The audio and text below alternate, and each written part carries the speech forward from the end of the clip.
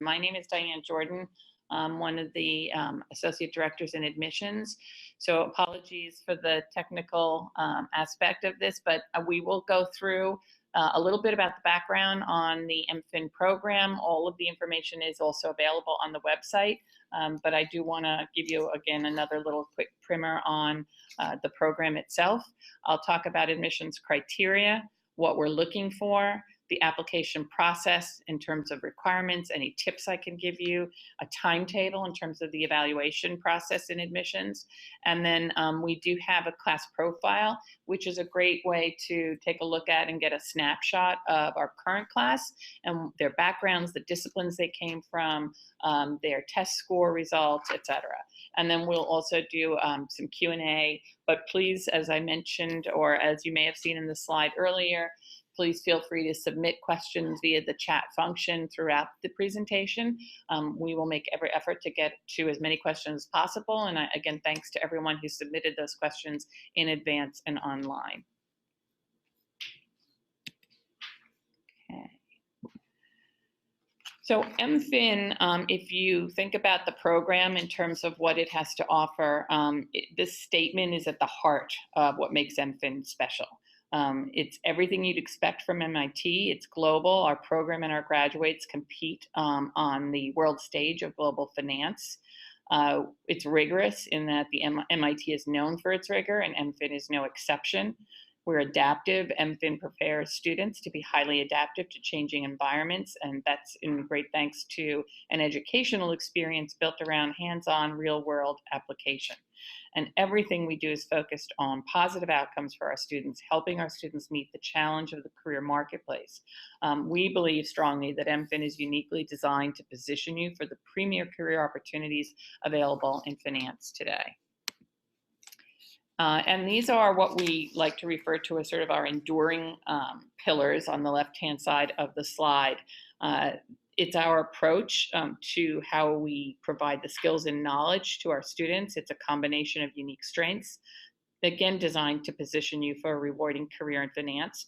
We'll come back to each of these pillars at some point, but let me also mention that there are some features about the MFin program, as you can see on the right, that are unique.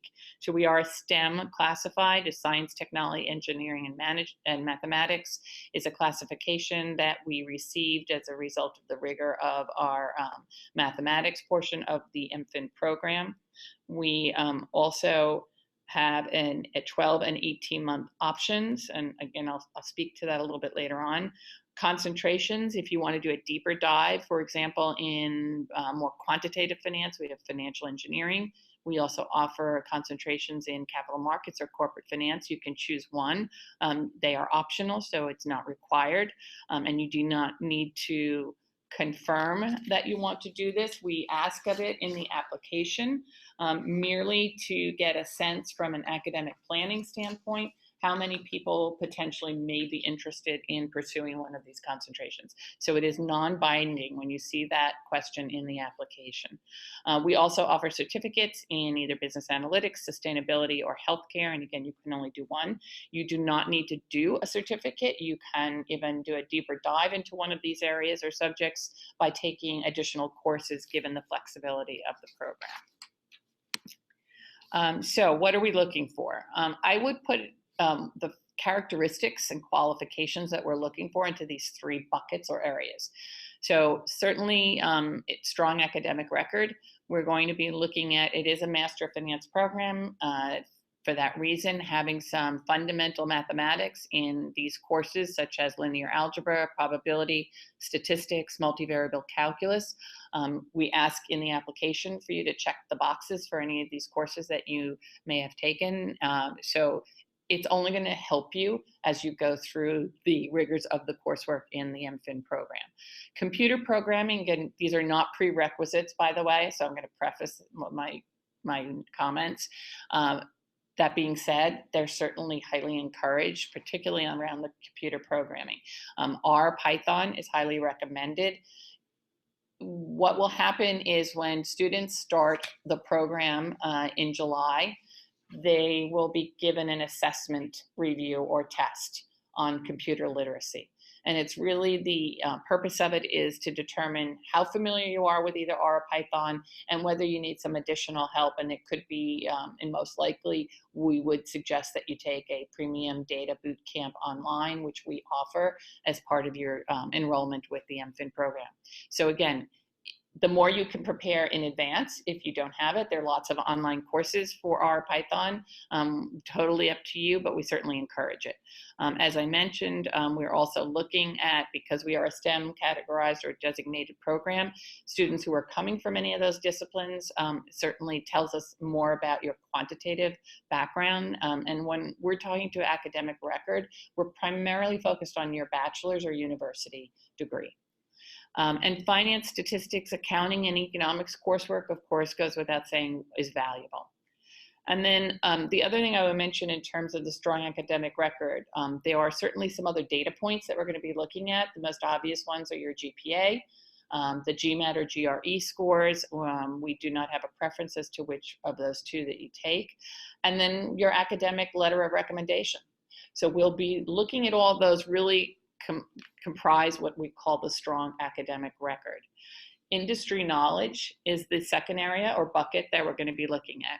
So, why do you want to take a Master of Finance program? What is your interest in the field? Why are you, planning to enroll in a program such as this one? So we'll be looking at things like, do you have any prior work or internship experience? Keep in mind that the MFin program is an early professional program. I know there was a question somewhere that I saw in the advanced questions about the students and their backgrounds. About 75 to 80% of our students are coming directly from university or a bachelor's degree. So it is an early professional program. The other remaining percentage of students are coming with 1, 2, 3, maybe 4 years of prior work experience. So we are going to be looking at that. And related work experience or internships, it can also include any research you may have done in the field of finance or a related field. Understanding the finance career paths. So in your application materials, you're going to be telling us about your career goals and what you're thinking about. It helps us to get a better sense of what have you done in terms of the research. Have you really made a connection between your background, your skill set, and the types of roles that you want to get, and what's available to someone coming from a Master Finance program immediately after graduation. While we're giving you the training that you need for that job right out of the program, we're also providing you the skills and knowledge for hopefully a lifetime career in finance. And so passion for the field and motivation to make an impact. These are the kinds of things that we're going to be looking for. And we do this throughout not only your application materials, but as you advance in the admissions process. The last bucket, but not least, is excellent communication and interpersonal skills, outstanding written and spoken English language. Everything is taught in English. Being a team player, a desire to be an active member of the MIT Sloan classroom and community. So the way to look at this is one of the features that does make the MFin program at MIT Sloan unique is you are going to be interacting on a pretty regular basis with students who are coming from a variety of backgrounds and experiences. So we're not in a narrowly focused department at MIT Sloan. You could be in a class where you have a project with other students, and those students may be students coming from our 2-year MBA program who have 5 years on average work experience, or executive MBAs who have 14 plus years of work experience. So what we're going to be looking for is where have you had or demonstrated that you've been able to work in diverse backgrounds or experiences? How have you been able to contribute in your school community or in your internship or work community? So those are some of the things that you can take from you or what you've done thus far and help the admissions committee understand better that you have the ability to succeed and be an active and engaged community member at MIT. All right, so let's just go to the tactical part in terms of the actual admissions application and what we're looking for. So resume, and I'll go through each one of these individually. Short answer questions, we changed it a little bit from previous applications so that there's 3 very specific questions we're going to ask of you. Academic transcripts, 3 letters of recommendation, at least 1 academic and 1 professional, and your choice as to whether the third is an academic or professional. I would say for individuals who have more work experience, who are not coming directly from university, definitely include 2 professional if you're more comfortable doing that. GMAT or GRE scores, again, no preference. TOEFL or IELTS, we have very specific language around the students or the applicants who need to submit a TOEFL or IELTS scores. And then we have 2 video statements, if you will. So let's go through each of these. So the resume, there's a 1-page resume. We actually provide a template that you must follow. And it's really, we're looking at employment history. That includes obviously internships. Everything should be in reverse chronological order. We also ask you to redact or remove your name, address, and any contact information from the resume. This is part of the latest international regulations around privacy. List the information in the following order. So your education, so please list all institutions where a degree is in progress or was rewarded, again in reverse chronological order. Feel free to include information about study abroad activities, relevant awards, scholarships, and professional societies. Remember, as I said, you know, a lot of what we're going to be looking at is not just sort of more the obvious, your education, the data points around your academic record, but what are the things, other things have you done as part of being at a particular university or in a work environment? And even outside of that. So are there other other activities that you have participated in? Work experience, again, reverse chronological order. And it's very specific in the application. I'm not going to all that detail right now, but please, we do not want part-time. We want full-time summer internships, for example, or if you're in a co-op internship or internship that's actually full-time where you're taking time away from your actual studies to be doing those. That's what we're really going to be looking for here, in addition to obviously if you're already working full-time. Any additional information that you would want to provide on the resume, languages, extracurricular activities, community service, technical skills, certifications, special skills and interests. So each person has something unique about their background and experiences. This is your opportunity in the resume to be able to tell us about that, but you will have other opportunities in other parts and other application materials. Okay, the short answer questions. So, you know, when we think about the mission of MIT Sloan and creating the next generation of principled global financial leaders and MFin, state-of-the-art training in modern finance theories and methods, we really want to hear more from you. This is again, another opportunity for you to tell us your unique story and background. So the goal of our program is to attract students who go on to advance financial management practice and improve the world. Using relevant, verifiable details such as awards, rankings, media references, etc. These are all things that, again, it tells you your unique story. So you're going to see that the first question, we ask you to just discuss your past academic and professional experiences and accomplishments that will help you succeed in the Master of Finance program, and include achievements in finance, math, statistics, computer sciences, where applicable. Let me just add to this that these short answer questions, it's, yes, we're going to be asking about your short-term and long-term goals in question 2, and in question 3, sharing some personal qualities. But the way to look at this overall and from an admission standpoint is, this is your story thus far. In other words, all of the things that you've been able to accomplish up to this point, and what are the qualities and about you as a person and an individual, is what we're going to be looking at very closely. In addition, we want to understand, what have you thought about in terms of the industry? Why are you applying to a finance program at the master's level? What research have you done? We don't expect you to know exactly that you want to be, and I'm making this up now, at Goldman Sachs on the Strats trading desk. We don't, if that's what you want to do, great, and you know that that's something that lines up with your background and your qualifications and skills, great, you can tell us that. But the point I'm trying to make is that we're really looking to find, we know you're coming, for the most part, coming directly from university, and you've had some limited experience or exposure to the industry. So we want to understand, what research have you done around it? What is your understanding about what it takes to be able to get roles in a particular type of function within the finance industry? So those are some of the things that, just to hopefully help you as you're starting to put your answers together. Academic transcripts, I won't spend a lot of time on this, but suffice it to say that all post-secondary institutions you have attended or currently attending, including schools you have transferred from and study abroad programs, please list your degree granting undergraduate institution first. Scan and upload those transcripts from all the schools attended or currently attending. And of course, everything, yes, needs to be translated into English. There's an organization called WES, W-E-S, that does translations if your current school doesn't do them. But we want to see the transcripts in both the original, if it's not English language, original language, as well as the translated version. And so you can scan and upload those. We know, this is another question that we often get, we know that you don't necessarily have your final grades by the time you submit your application. That's fine. Submit what you currently have available. Obviously, once you're admitted, we are going to follow up and get your final grades.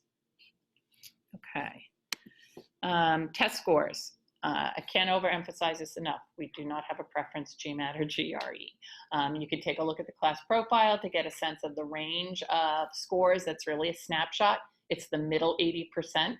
So the one thing I will say about this particular aspect of your academic background, and one of the points that we're going to be looking at, is you may not be as familiar with taking these types of tests. So let's just say your test score you believe doesn't accurately reflect what is in the range that we provide in the current class profile, but you have a very strong GPA, or you've taken very quantitative coursework.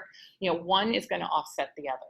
So I think another way to look at this, because again, we get this question quite a bit, is, what if I don't fit into a particular range, or what if my GPA isn't what you put in the snapshot of the class profile? We're looking at everything. We're looking at everything. So I think that's important to also keep in mind. I had a question about being able to combine test scores. No, absolutely not. That being said, we do not need to know how many times you've taken the test. We're assuming you're only going to submit the highest score. So, and you should, by all means, self-report the unofficial score. So when you take the test, you get the scores pretty quickly, self-report those. We will, again, be verifying all of the information you provide in the application. Okay, TOEFL or IELTS, again, I think this is pretty self-explanatory, so I'm not going to spend a lot of time on that, but essentially it's all applicants whose native language is not English and who have not received their entire undergraduate degree from an English-speaking country must submit one of those two. Again, we have no preference. We don't have a minimum scores that we ask for. There are some countries that English is not an official language or primary language, such as India, Pakistan, Hong Kong, SAR, or Singapore. So unfortunately, that does not exempt you. But my sense is that you're applying to schools, more than one school, you will be asked for one of these tests regardless. Okay, letters of recommendation. So you must submit 3. We definitely want to see at least one academic and one professional. In terms of your professional recommendation, if you are coming directly from university and your plan is to do 1 professional and 2 academic, I would highly encourage you to ask your supervisor, assuming it's from a summer internship, to be the one to submit that professional recommendation. There's a set of 7 questions that the recommender has to answer about you. Things like, how did you contribute as part of a team? Or were you a team player? What sorts of things projects or conflicts arose that how did you handle them? So you really want it to be someone who knows your work well from that, again, if it's a summer internship. For full-time, I would say, we prefer, obviously, a current supervisor. However, we also recognize that for some people working full-time, they may not want their employer to know they're planning to leave. So certainly send us an email and let us know what you're thinking about or who you're thinking about, and we can give you some guidance as to whether that makes sense. But it really should be someone, even if you're working full-time and it's not an immediate supervisor, it really should be someone who has worked closely with you, overseeing your work, not a peer, not someone junior to you. It really should be someone who, as I said, is more senior to you. And again, if you're currently a student, we strongly suggest that the third letter of recommendation come from an academic source. One thing I will say is if you are planning to apply in 2020 and you haven't reached out to your recommenders, you're late already, so you need to do that immediately. They will receive, once you note them in the application, they will receive a notice from us to submit their letter of recommendation. They're busy people, so give them time and also give them some help. Let them know. Don't just say, I'm applying to grad school. Could you please provide a letter of reference? You'll get a notice from MIT. Give them some background. Help them to understand why you're doing this. Maybe remind them who you are. If it's coming from an academic, oftentimes the undergrad or universities, it's a big lecture. They may not remember exactly. So give them some help with this. And the sooner, the better. If you haven't, as I said, done it already, definitely do that today. Okay, videos. So we have two videos. Video one is where we ask you in the application to upload a 1-minute, 60-second video introducing yourself to your future classmates and letting us know why you are interested in the finance industry. This should not be something to be overly anxious about. I know a lot of people have sent questions about it. The idea is it's just another way for us, when I say us, the admissions committee, to get to know you. And by the way, we do not have current students involved in the admissions process in terms of being part of the committee. We are professionals. At some point, our finance faculty are going to be reviewing application materials and are part of that process. But this video is really just brings your application to life. If you think about the application, it's really, pieces of paper, some data points. It tells us something about you, but the video is, again, providing more context to it. It does not have to be a major production, and definitely do not go out and hire a production company to do it.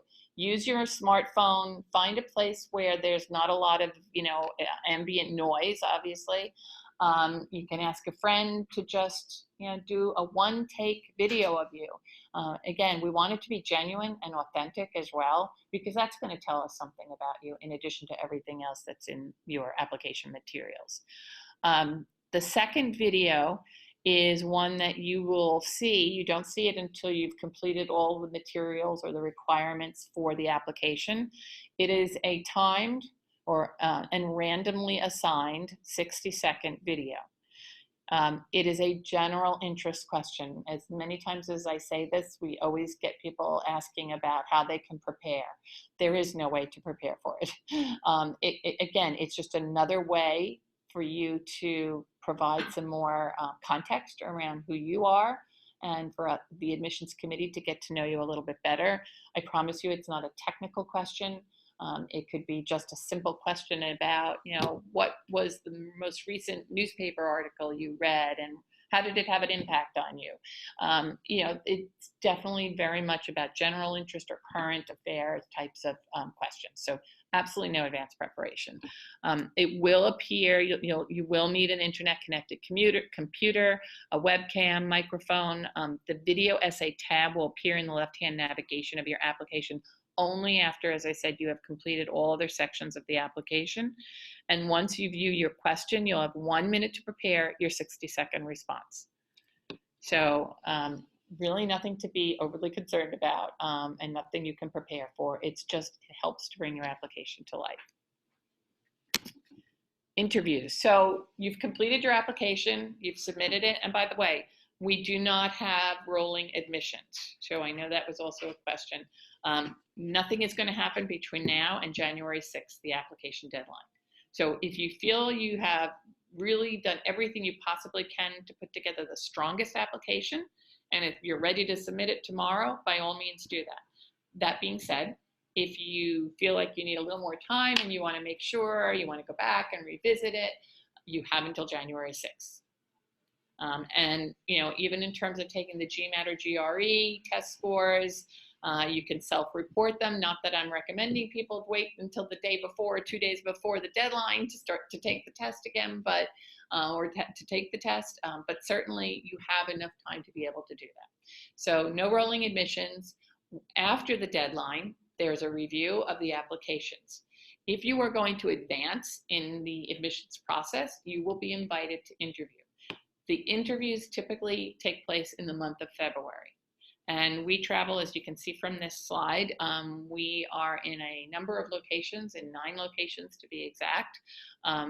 You will meet with one-on-one with an admissions committee member.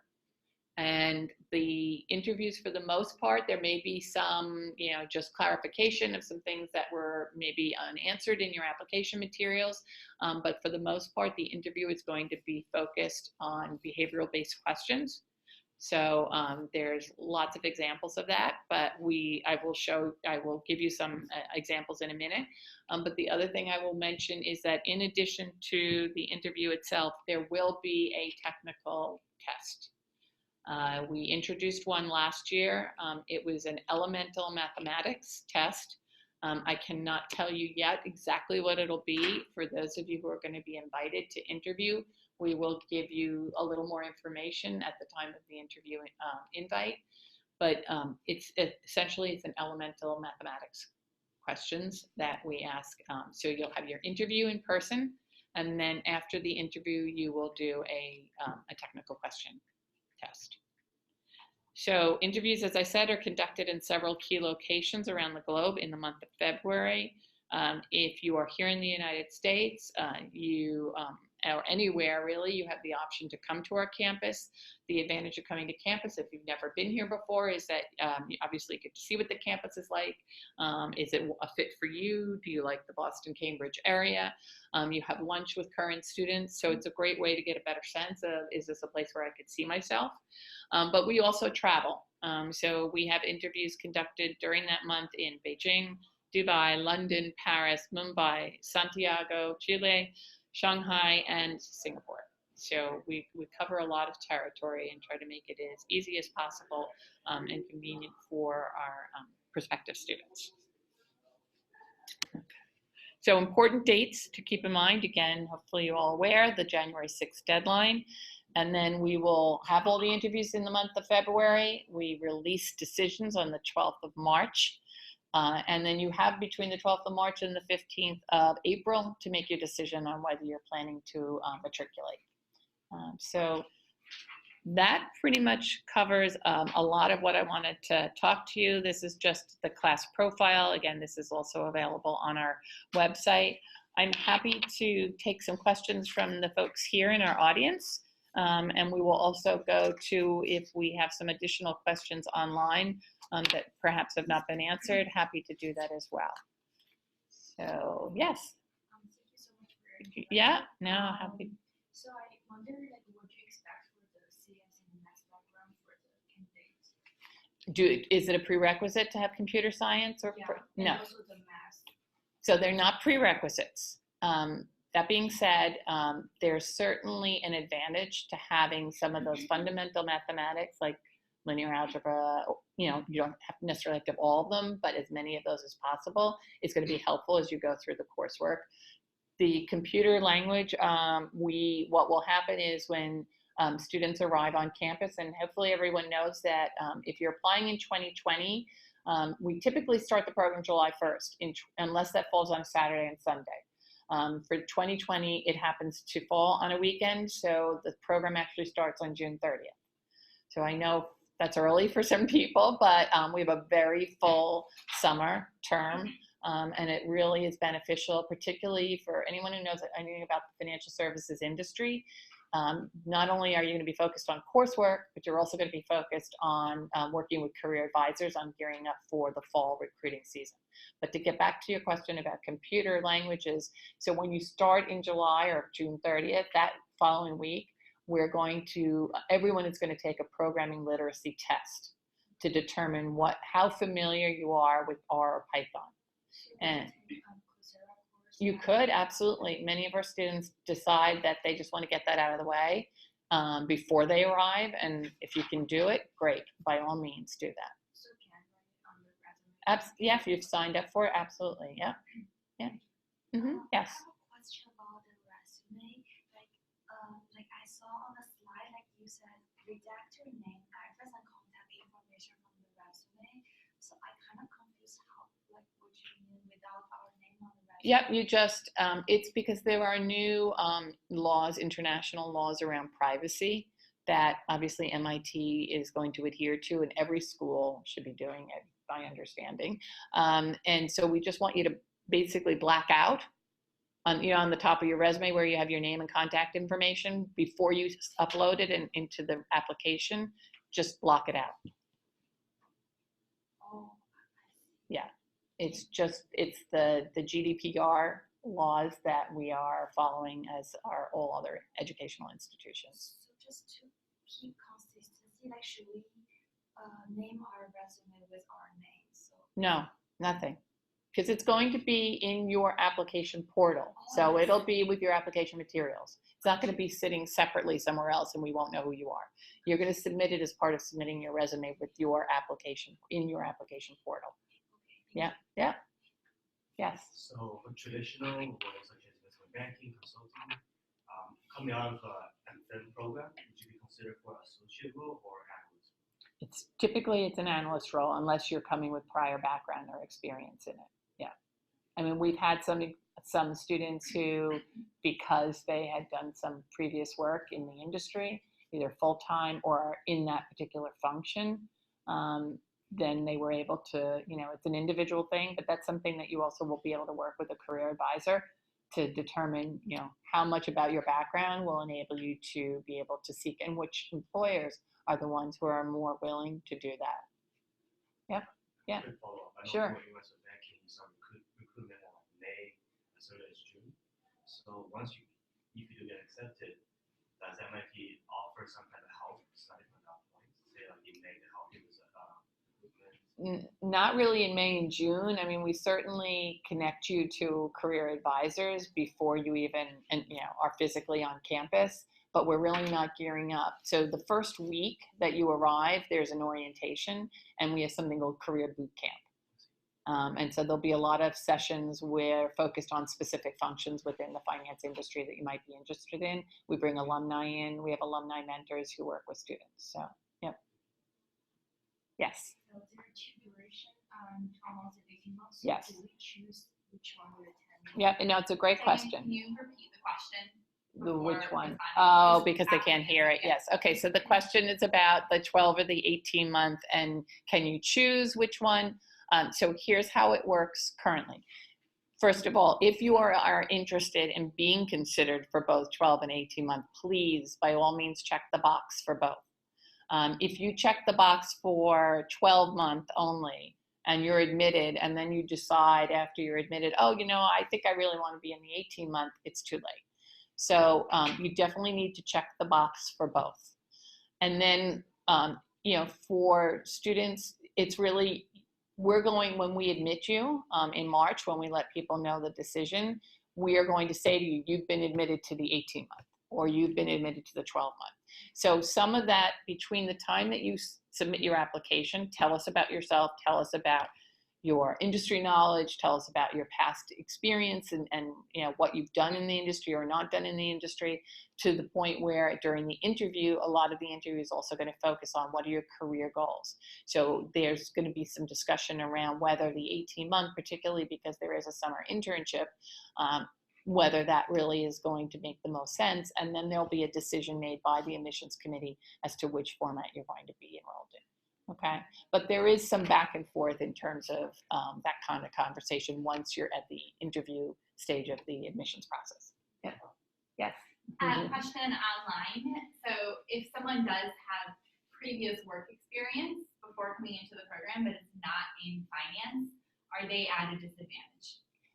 It depends. So if the question about whether the prior work experience is in the finance industry, if they're talking about full-time work experience, Yeah. Then I think there's going to be, it's a point of why do you want to do a Master of Finance, and helping us to understand what your background, how that's going to enable you to be able to pursue the program and the rigors of the program. So it's not impossible, but we would want to understand, if you're doing a career change, the program is really not designed to be for career changers. So it's hard to say definitively without knowing specific background, but the program is not designed for career switchers. So it really, you would have to help the admissions committee understand and connect the dots, so to speak, as to why you want to pursue now a Master of Finance program. Good. A few questions regarding to the applications. The first one would be for the self-report standard scores. For example, taking a GRE, since the non-analytic writing will actually come out 2 weeks after I took the exam, and then during we are submitting our self-report score, do we have to give an estimation for the analytic writing? So the question is about the for example, the GRE scores where beyond the verbal and the quant rather, and doing the analytical. So if you don't have it to be able to self-report it, that's okay. Mostly what we're looking at are the other scores, the verbal and the quant. Yeah. Yes. Sort of the opposite of my earlier question, if Okay. someone does have, let's say, 3 years of experience in financial services, is this a valuable program for them? Yes. Should they be a Yeah, so absolutely it is, because we have for the 15 to 20% of the student population who do come with 1 to 3 years or 4 years of prior work experience. We have had students who, for example, were on a trading desk and now are looking to segue into more of a quant research role. So for them, being able to come to the program and do a deep dive into quantitative finance is really going to be valued by a potential employer if they're not returning to that employer or planning to go to another one. So absolutely.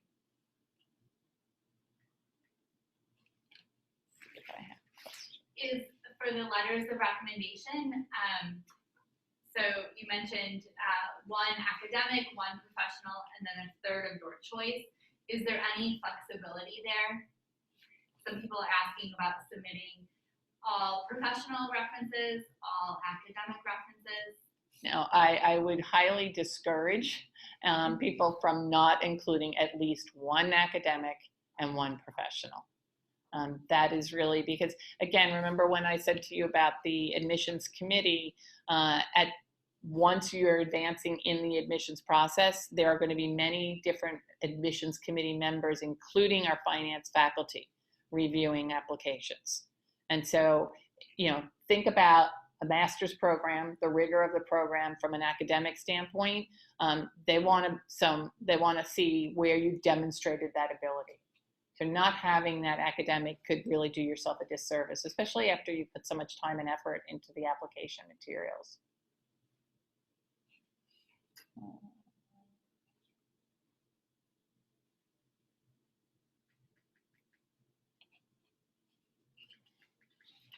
Oh, yeah, sorry. Quick question. Yes. Would being a teaching assistant or research assistant kind of profession? So the question is, would being an RA or a TA count as being a professional?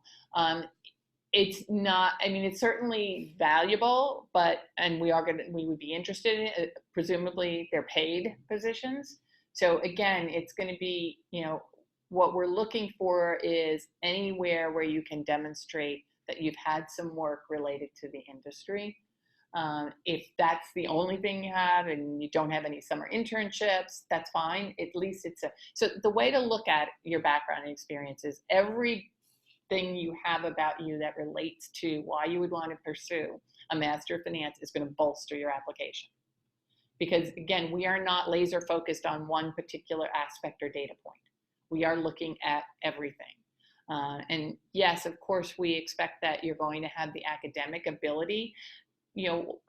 Oftentimes I have this conversation with prospective students that you are coming to a graduate program or graduate degree because you want to be stretched intellectually and academically. However, you don't want to also put yourself into a corner where you are so overwhelmed or consumed by having to keep up with the academics that you cannot take advantage of everything else that MIT has to offer.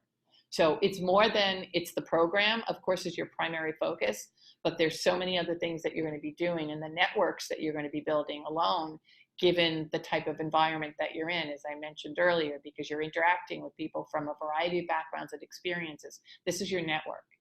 So you want to think about that as you're applying, bolstering everything you've done, whether it's community engagement, whether, in addition to obviously your academics, what your industry knowledge or research you've done. So being an RA or a TA certainly gives you that exposure, assuming it's finance related. Yeah, good questions.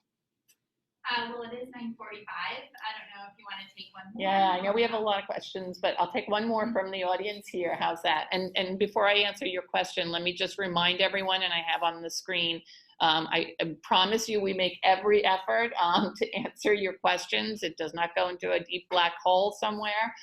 So please, I know we haven't maybe been able to get to very specific questions, but if you do have more personal questions about your background or experience, don't hesitate to write to us. So let's take our last audience question. Thank you. Just to clarify, do you have different tracks, say academic or professional tracks on the program? So it's not the question was, do we have different tracks in the program, like academic? We do not have different tracks. What we do offer is, so the flexibility of the program is such that some students come in and they know that they definitely want to do that deep dive in the quantitative finance area. So for that reason, we have a financial engineering concentration. You don't, again, as I said, you do not have to pursue it. You can just take the extra coursework. And that's true for students who are also interested in AI or machine learning. You can do a certificate in business analytics. However, you don't have to do the certificate. You can also just take some courses. And we have already built into the curriculum some AI courses for finance.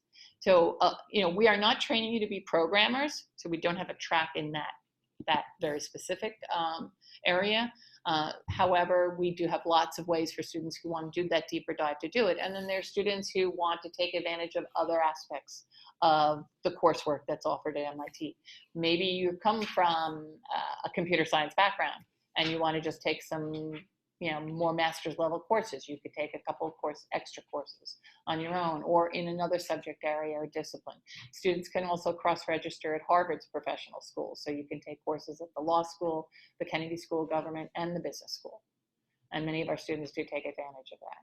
So there's lots of ways that you can sort of customize, if you will, beyond the core requirements for the degree to essentially suit what you think is going to be your career goal in finance. And hopefully it's a lifetime career in finance. So again, that's why our program is really structured in that way. It's to teach you modern finance, the essentials of finance, theory and methodologies, but also give you the technical skills that you need to be successful in today's complex financial marketplace. So thank you everyone online. I hope we've been helpful. Thank you to everyone here today. And we look forward to getting to know you through your application.